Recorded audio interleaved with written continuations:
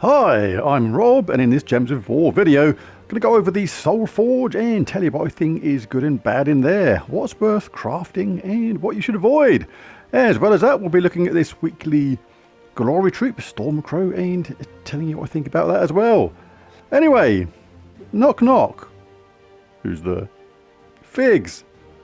Figs who? Figs the doorbell. It's not working.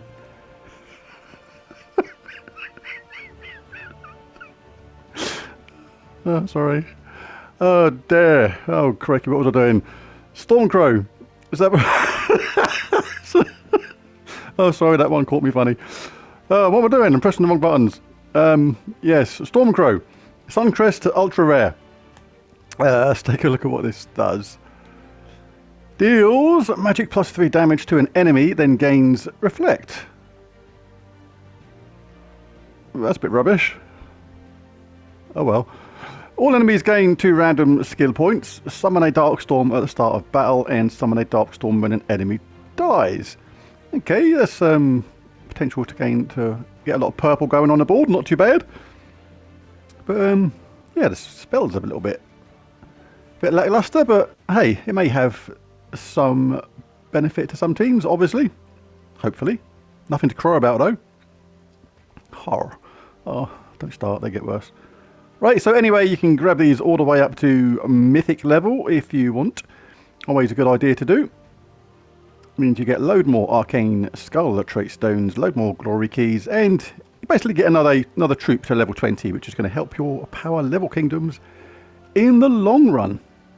Whilst you're here, I always like to go to resources and grab 10 lots of spoils of war. You can grab 10 of these a week, and it's worth it just for the event keys alone. But obviously, if you have the excess glory, which a lot of people do. Right, onto the Soulforge itself now. Let's take a look at the weapons first. I'm not going to go over all the things that are here all the time. They are mentioned in other Soulforge videos. First one is Light Sword, as opposed to the Heavy Sword. This one deals magic-based damage to the first enemy, deals triple damage if they use purple mana. So good against purple teams. Not essential, but a lot of these cheap, easy to get weapons are sort of collectible, but they may have their use every now and again. And it's an easy way of getting more weapons for a certain kingdom, because a lot of things are going to be locked on that. You need to collect weapons for certain kingdoms in this game as well. Nimbus Bow. Very nice. Deals magic-based damage to an enemy, boosted by Strix allies, then create a mix of 6 blue and yellow gems for each Strix ally. This is one of those weapons that is really good with 3 of the Guardian type troops. Like this one works really, really well with, what's his face? Finesse. 3 of them. Because the Guardians, they gain 4 to all skills on the last trait, which basically every time you get a 4 match, and you can get a nice bunch of 4 matches with this and basically get 12 to all skills because you've got 3 of those, in this case, finesse troops. So very, very good indeed. Excellent weapon. Plumed Staff. Deals magic-based damage to an enemy, boosted by Suncrest allies. Then create a mix of 6 yellow and purple gems for each Suncrest ally. So a Suncrest-based team for this one. Does use purple itself, so it is capable of self-charging at the same time, which makes it interesting. Uses purple and green. But yeah, if your team fulfills those requirements, can be excellent. Javelin of Suncrest. These type weapons I call, in this case, the anti-Suncrest weapon. These are good when you're actually fighting a team from Suncrest, because it takes away yellow gems, which is the colour gem which Suncrest teams like the most. Takes them away with no benefit, but it just works against any Suncrest team, because yellow is the colour they want the most. Deals damage to an enemy boosted by the gems removed, and if the enemy is from Suncrest or the battle is in Suncrest, deal double damage. So a good way if you're a newer player of getting some significant damage. Blade of Morning, as opposed to the Blade of Night or Afternoon. Removes all purple gems, creates yellow gems equal to purple gems removed. Then gives magic-based life to an ally boosted by the yellow gems now on the board. So, yeah, that actually can be very, very good, because this uses red and blue itself. But basically, if you're going to use the gems that's going to generate, that can be a heck of a lot of gems. Very, very good indeed. But just needs to be in the correct team to make that work. You need to work the rest of the team around that, if you know what I mean. Staff of Storms, explode magic +1 yellow gems, grants a random status effect to all Strix allies, then summons a Strix troop. I do like these weapons. These ones explode gems, they generate mana for the team, give a status effect, and have a summon. They are super useful. This one's particularly good because it's enchanting, which means that when you cast it, it's going to become enchanted and basically be ready to do it again sooner rather than later. Excellent stuff. Is that a lot? Nope, Doomed Sigh. Deal magic-based damage to the last enemy boosted by yellow gems. If they have a doom, deal double damage. There's a 3% chance per tempering level to kill the enemy. So for a doomed weapon, this is not a lot of cop unless you're a super high-end level player with loads of forge scrolls to get this thing upgraded. But apart from that, ignore it. If you're a newer player, forget it. Just because it says doomed in front of it doesn't mean to say it's amazing. That is one little thing not to fall into with this game. But yeah, absolutely very good indeed, and in Bespoke I would absolutely grab from here if you don't have it already. Right, on to the troops. Let's start with the mythics first and then go on to the legendaries. Leo. Deals a low amount of damage to an enemy and gains 41 armor in this case, both boosted by all enemy magic. So the higher the magic on the enemy, so the higher level you end up playing, the more damage and armor you will gain. But is it enough? Does he need more bite? Maybe. If in a team where it gives him a bit of a magic boost, that can become significant. But yeah, he's just okay.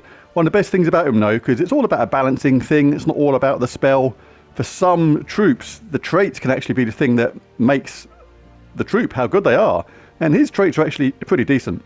Reduce damage from spells by 25% is good, reduce damage from skulls by 40% is significant, and give 4 armor to all yellow allies when matching yellow gems is meh. But yeah, those first 2 traits are very good indeed. You'd be surprised how much that makes a difference in battles. But he's still just missing a little something.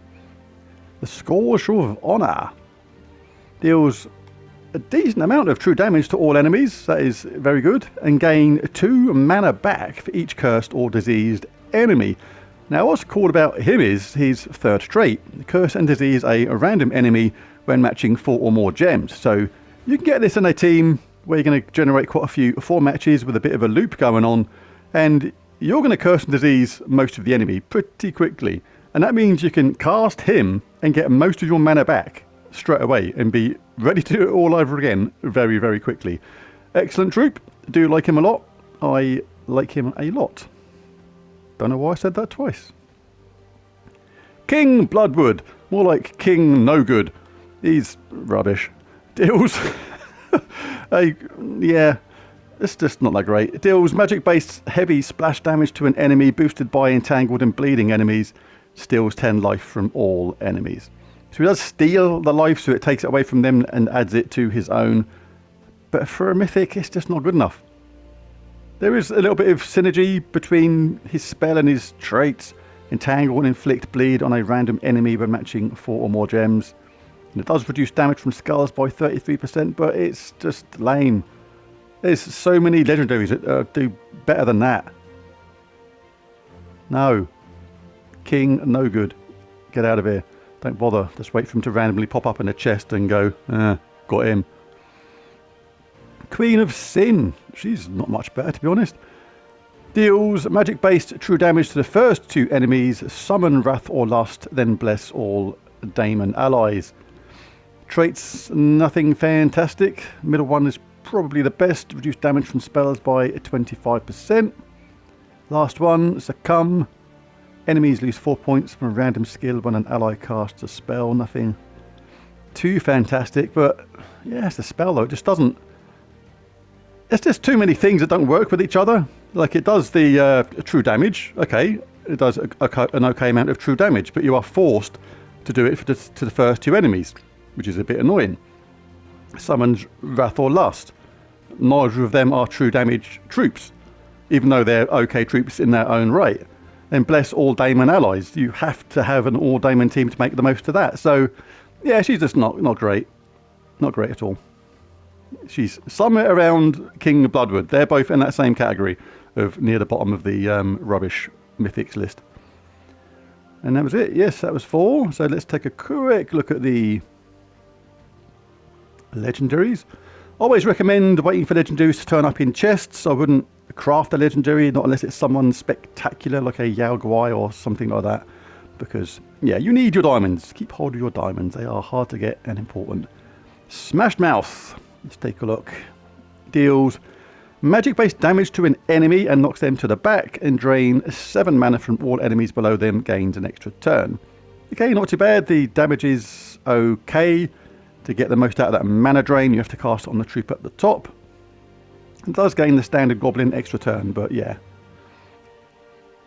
Saguaro deals magic-based damage to the 2 weakest enemies, gains 10 life and attack. So not very good.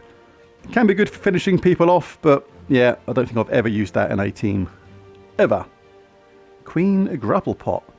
Always good to grapple your pot, because you don't want to drop it. It might smash and then you've lost your dinner maybe.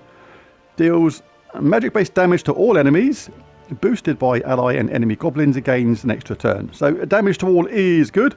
Very handy against certain teams. And obviously the standard goblin extra turn. Not bad, not bad, not bad. Keeper of Souls is rather good. Transforms all gems of a chosen colour to skulls. That is absolutely excellent. Very damaging in skull-based teams.